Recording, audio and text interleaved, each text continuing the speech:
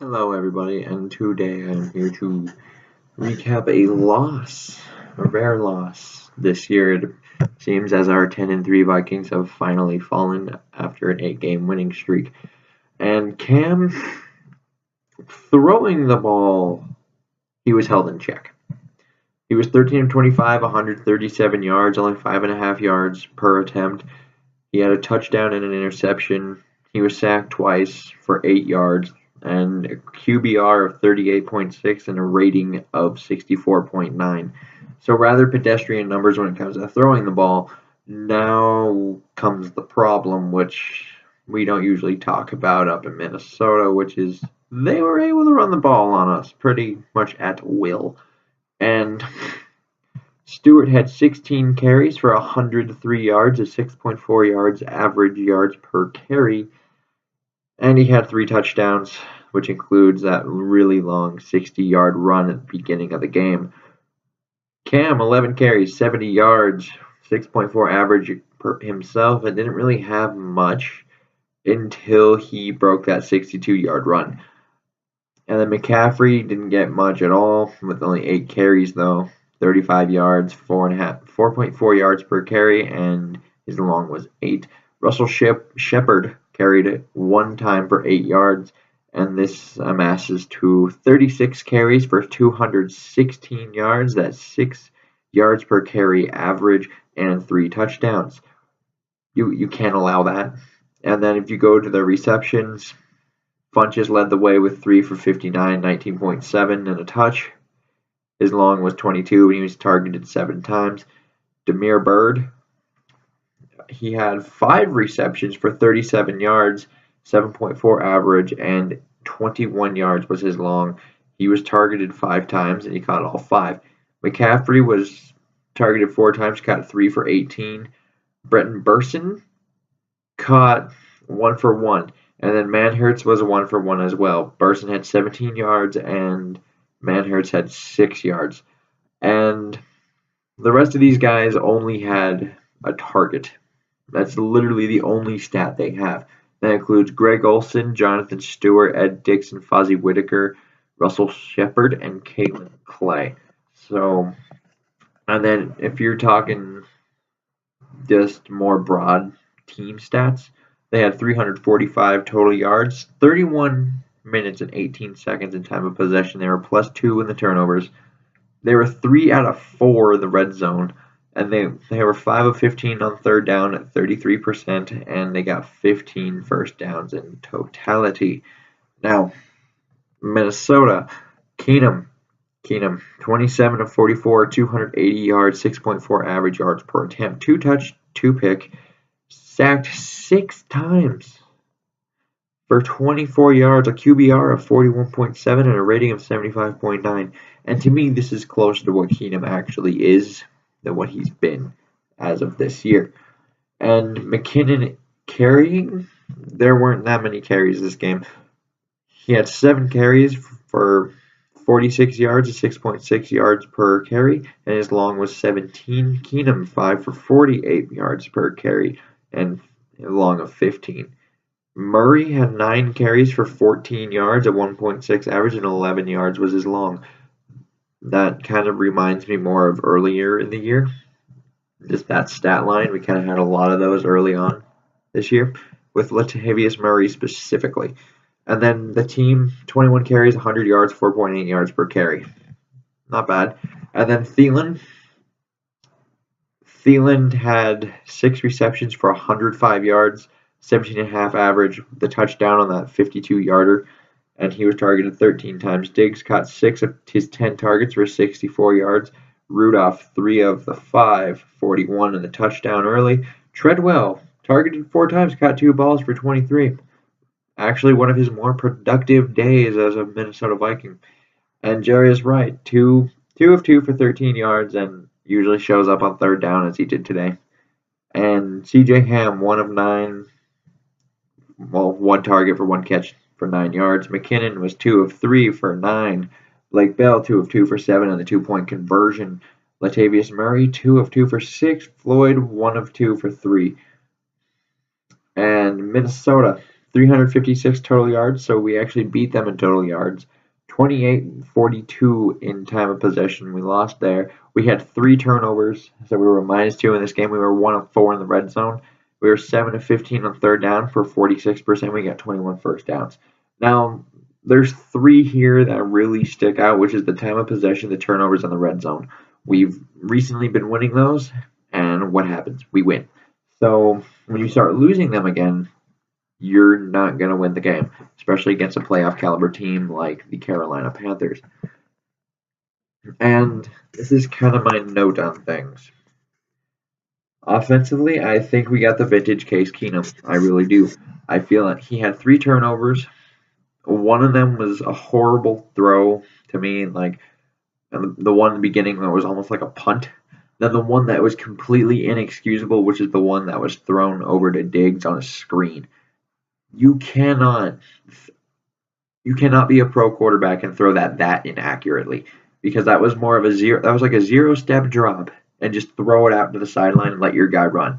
He threw it too high for Diggs to go up and catch, and every time a player jumps up for a ball like that, I almost think they need to hit it out of bounds, because once you do that, nothing good can happen. And obviously there was the fumble that happened with Case Keenum. I'm still not entirely sure if that's a fumble. I still think if you call it one way, you probably couldn't call it the other way.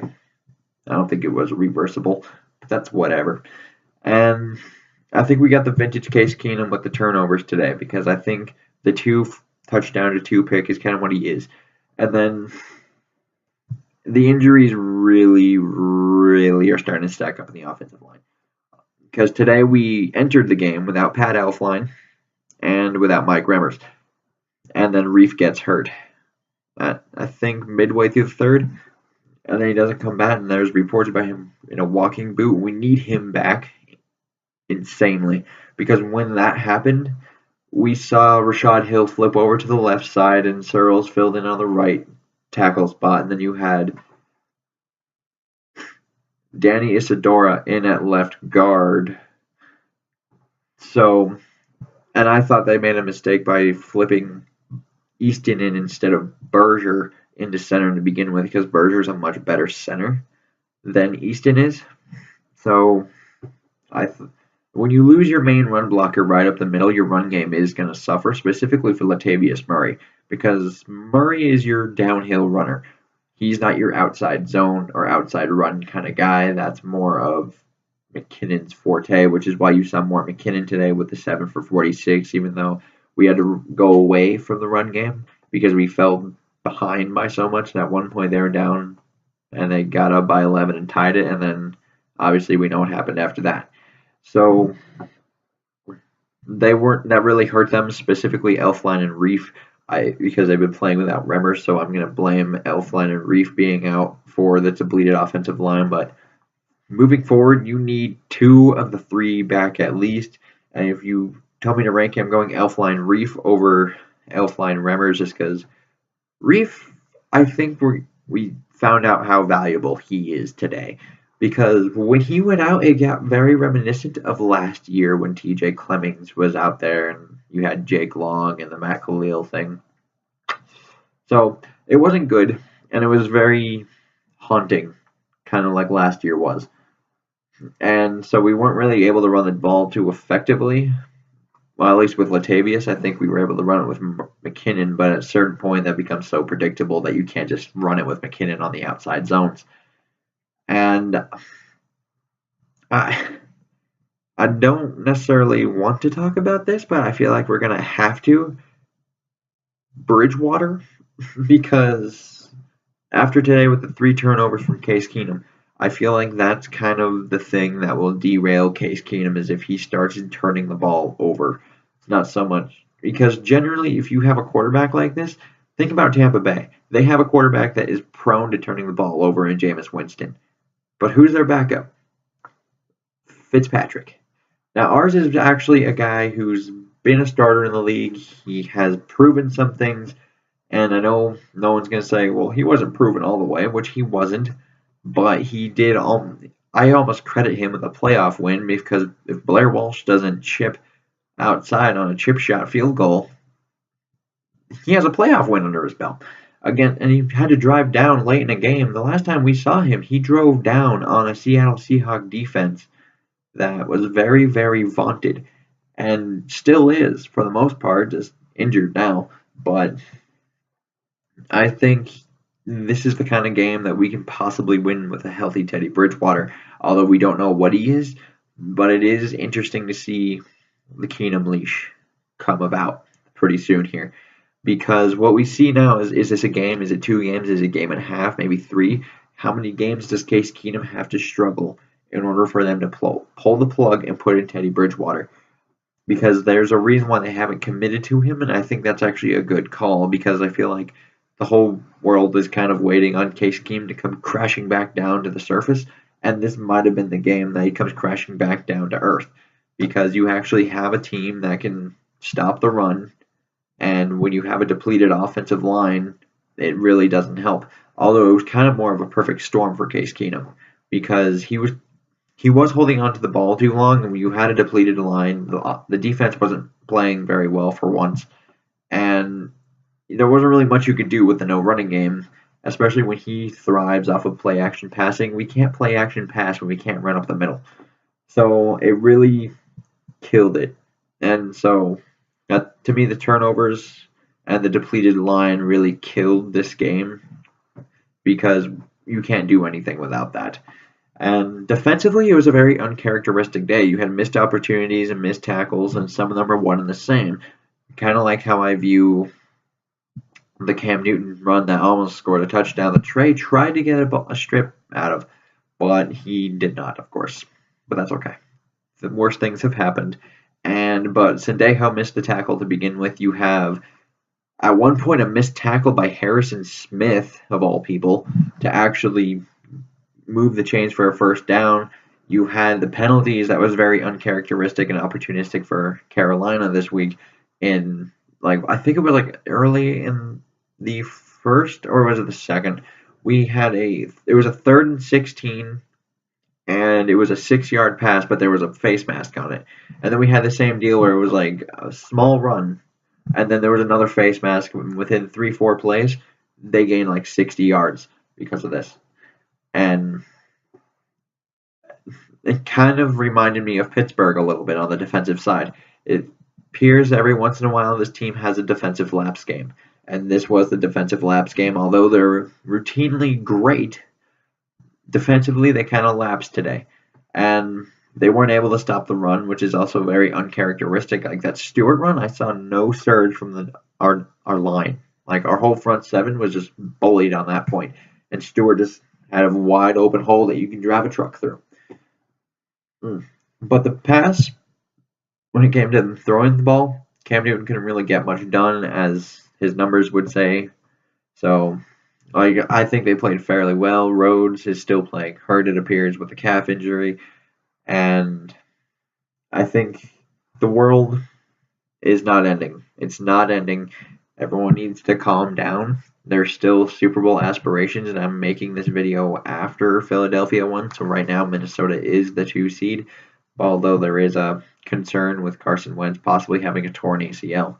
So what that means is 1 seed is not completely out of the question because you have Nick Foles quarterbacking the Philadelphia Eagles.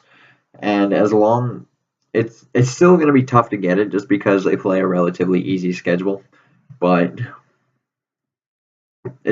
we may have to play Aaron Rodgers. But the world is not ending. This is still a very good team. We possibly just need to fix this quarterback situation, whether it is or isn't one. And it may or may not be a controversy, but it's a very weird thing. So I don't think you pull the plug on Case Keenum just yet. I think you have to wait till at least you see next week's half. Like, if you see a lot of the similar things happening in the first half of next week's game, I'm taking him out of there and I'm putting in Bridgewater. Because I think at that point, you have established you cannot win a playoff game with this guy. Because generally how people view the playoffs, I know a lot of people will think, well, it's just another game. Like, it's not really just another game because as we're in the regular season, you can just You go week to week to week, and you know there's a next week. So you can't just put every single little thing you have in focus on that one team. In the playoffs, there's no guaranteed next week. So it's everything that you can possibly do to stop that one team, that one game. So, and that's where it would come down to the blueprint to beat Case Keenum is let's hit him a bunch of times. He gets uncomfortable and he'll throw stupid throws. And that's just who Case Keenum is. And I think at a certain point you have to think about Bridgewater. Anyway, that is my thoughts on this, and I may or may not have to make another video pending on a quarterback change this week. But till possibly then, I bid you adieu.